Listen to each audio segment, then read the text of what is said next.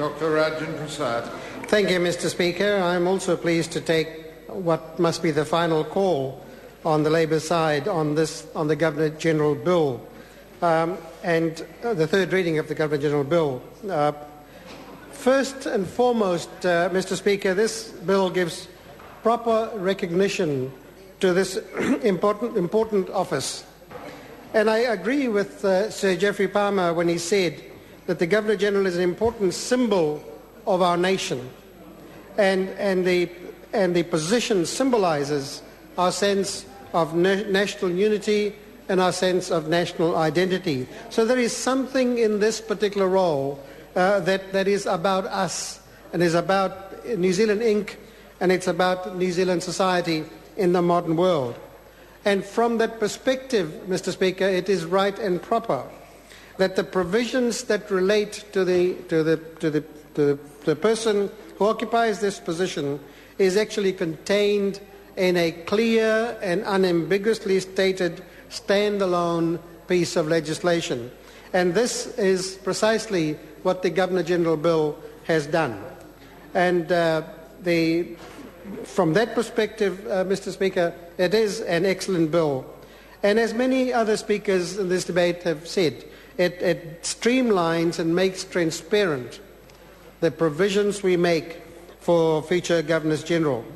It will be simpler to administer.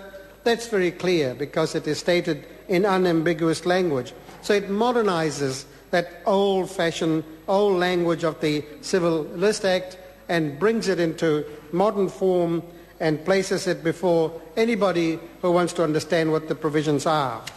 And, Mr. Speaker, it does a number of additional things as well.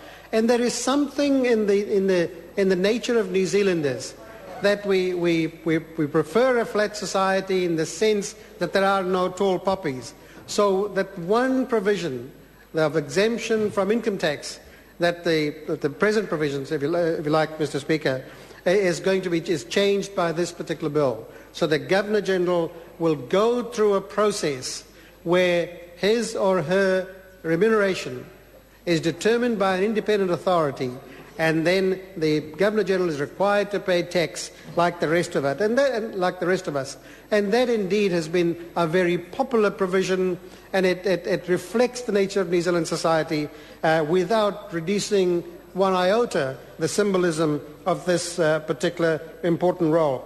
The other thing it does, Mr. Speaker, and I'm particularly pleased to recognise this, is it defines the family in modern-day terms and makes provisions for that family, our first family, if you like, Mr. Speaker. And that also recognises the role played by the spouse of the Governor-General, and when the time comes for that spouse to be supported when he or she is without the kind of support that's provided by the Governor-General, then we know that the provisions will be there, and this bill also makes it very, very clear. So in those senses, this is a very transparent bill. It makes all of those provisions very transparent, and it really greater openness and indeed accountability.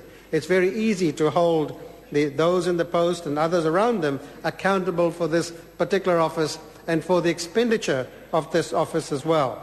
So Mr. Speaker, those are very, very good, useful, modern provisions for this particular important office, the symbolically the first family. But, Mr. Speaker, I want to also turn my attention briefly to talk a little bit more about the office of the Governor-General, and indeed the current Governor-General, Right Honourable Sir Anand Satyanand, and Her Excellency Lady Susan Satyanand. And I want to talk through their performance, the importance of this office, Mr. Speaker.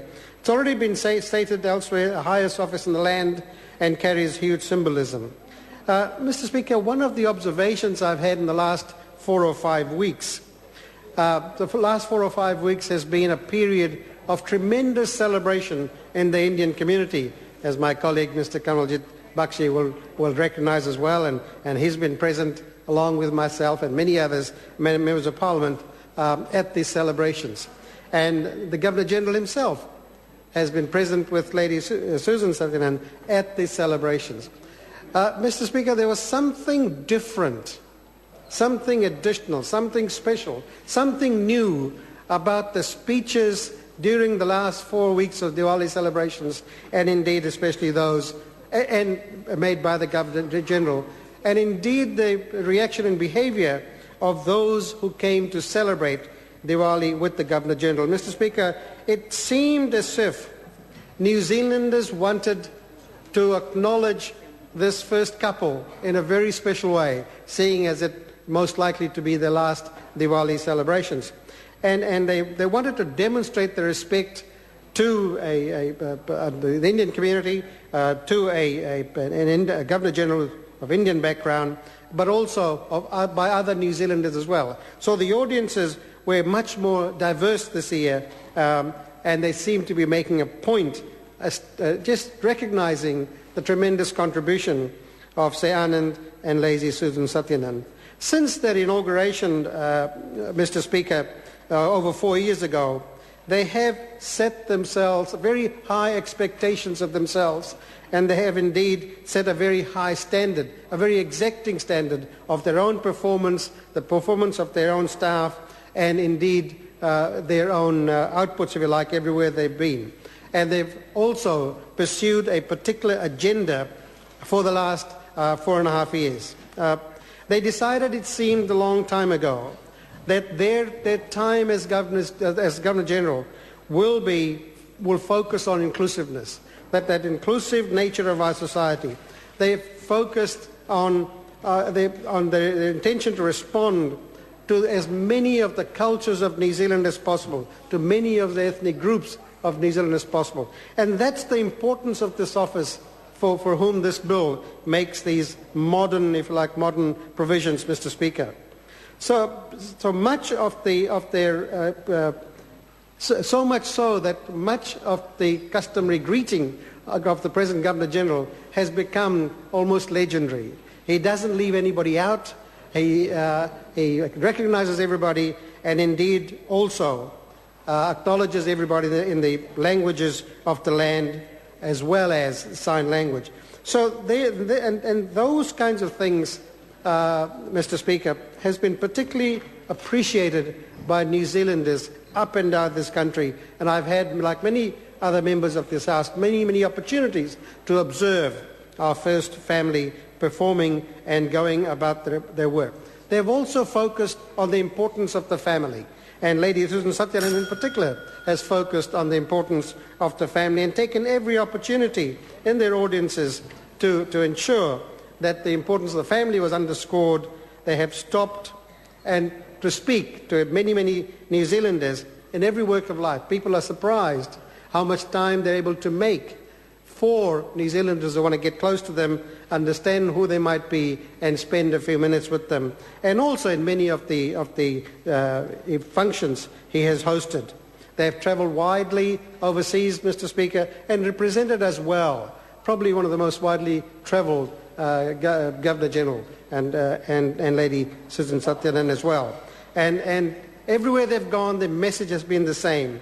They have been proud New Zealanders, put the best foot forward of this country, and indeed had no cause to give anybody an opportunity to say anything other than what a great New Zealander. So, Mr. Speaker, it has been surprising that in this last period of time, somebody has begun to question them as New Zealanders. But what it has done, it has given, Mr. Speaker, New Zealanders the opportunity to recognise Sir Anand Satyanan, Lady Susan Satyanan, and I record my thanks to them for the way in which they conducted themselves. So it is for that office and people in the future, like the present Governor-General and Lady Susan Satyanan, and their households and their families, that this bill makes modern provisions for the future, and we support this bill very, very strongly. Thank you, Mr. Speaker.